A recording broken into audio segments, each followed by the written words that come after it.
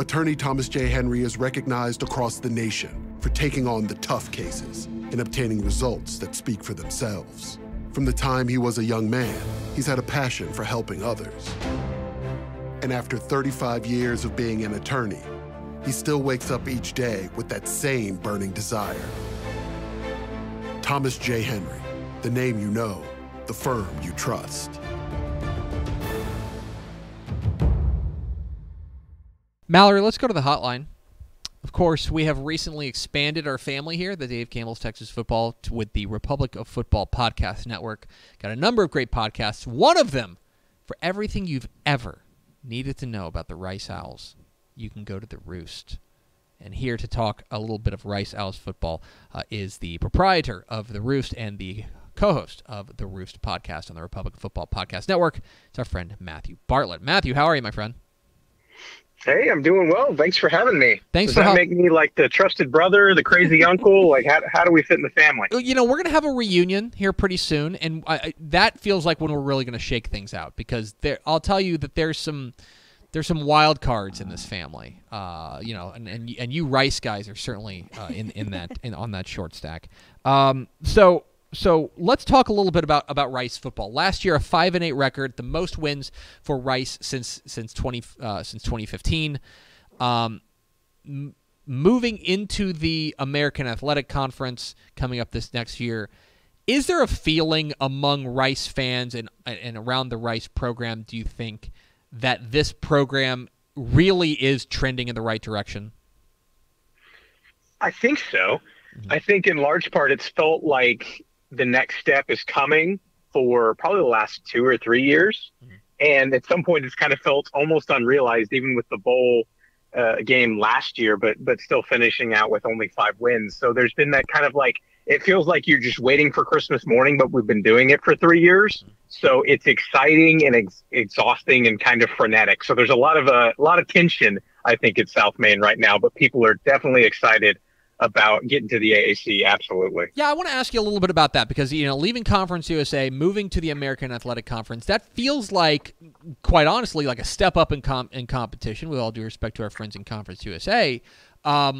Is there a buzz around that? How is the conference change kind of being perceived among the fan base? I think the biggest thing with the moves to the AAC is maybe less so about the jump to the, you know, quote unquote higher tier conference, but it's the restoration of a lot of relationships that existed, you know, 10 years ago, because the AAC at this point is kind of what Conference USA was.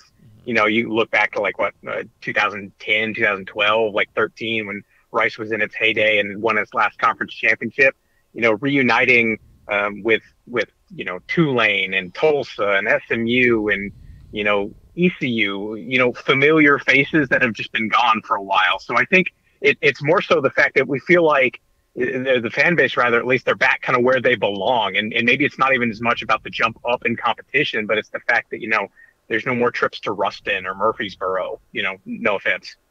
Talking with Matthew Bartlett, the co-host of the Roost podcast on the Republic of Football Podcast Network here on Texas Football Today. Get involved in the conversation, #TF Today. Rice has been making some changes to their roster over the course of the offseason, and probably no bigger move than bringing in JT Daniels from West Virginia to take over their under center. Is it fair to say that this is the best spot that Rice has been in at the quarterback spot since maybe those glory days of 10-win seasons under David Bailiff? Well, when JT Daniels takes the first rep under center this coming season, he'll be the 14th different quarterback that has started for Rice since 2017. Jeez. And if you're doing the math there, that's 7 seasons, and that's 2 a year, and that's kind of feels low given the fact that they've retread so many times. So the fact that they have a guy who they know is the guy, Rice has a 1-2-3 on the quarterback depth chart going into the fall for the first time under Bloomgren for sure. And I think the exciting part about Daniels is he got here and has transferred on kind of multiple stops, mostly because, you know, he got hurt and had some bad luck. And by the time he was healthy again, he got Wally pipped. So it's not like they found a guy off the scrap heap. They found a guy who's good at football and they feel just hasn't gotten the right opportunity. So, man, they're excited about what he can bring to this offense. Is it, last year it did seem like, the offense for the most part did start to get some traction underneath them. From where you're sitting, do you expect the offense to take another step? Not just Daniels, but also it feels like they've got a fair amount of skill position guys coming back. Do you get the feeling that this could be a big year for the offense? I mean, I hope so. That's what everybody is putting all their eggs in that basket, right? But I think the thing that was kind of holding the Rice offense back last year was one, injuries. You had another quarterback go down midseason, and you end up playing your scout team guy in the bowl game, which, they're really high on A.J. Padgett, but that's never a plan A or B for a season. So you have that. And then the second was turnovers. T.J. McMahon started most of the games for Rice last year and ended up throwing more interceptions than any other quarterback in the conference. And you take those two things, and, you can't generalize too much from spring ball, but JT Daniels threw 2 interceptions in spring throughout 15 practices. So if you can cut down on interceptions, you can give more time with your offense, and you just maybe get some injury luck, things point to a little bit better at a bare minimum.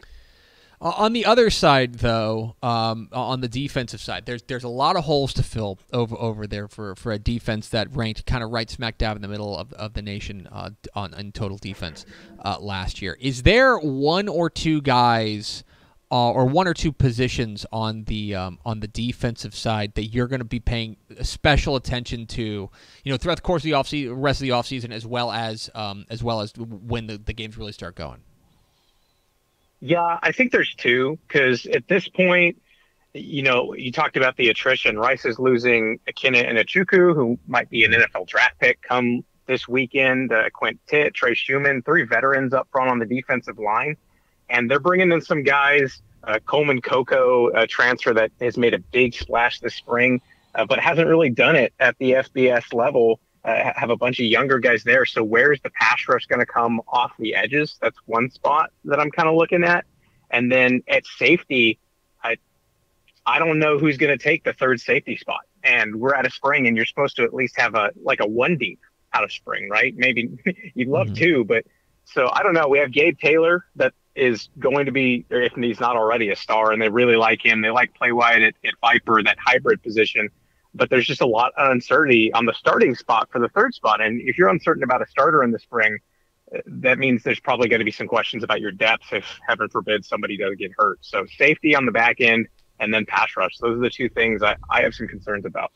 Matthew Bartlett of the Roost joining us here on Texas Football Today. And finally, Matthew, I want to ask you about this 2023 season as a whole, because the offense feels like it could really take a step forward and really start to hum. Questions on the defensive side. The other thing about this, though, is there is coaching continuity. Coach Bloomgren, has been there for quite a while. He's been able to instill his values into what this program is.